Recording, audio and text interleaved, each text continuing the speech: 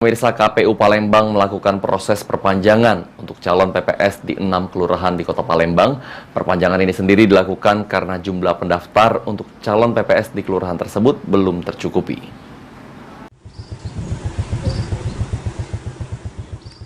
Disampaikan oleh Ketua KPU Palembang Syawaludin, hingga kini jumlah pendaftar calon PPS yang telah mengembalikan berkas sebanyak 1.455 orang.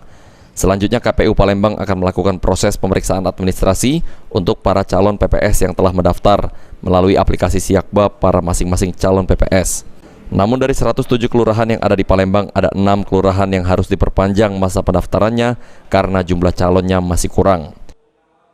Sendiri ada 6 kelurahan yang memang harus diperpanjang karena belum memenuhi kebutuhan.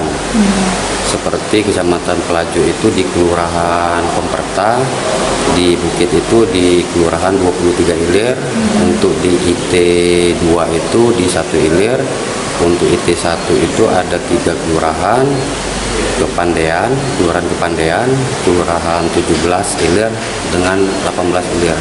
Tapi alhamdulillah hari ini mungkin untuk kebutuhan memenuhi dari peserta 5 kelurahan tadi perpanjang waktu, itu insya Allah hari ini sebagian peserta mengembalikan berkas.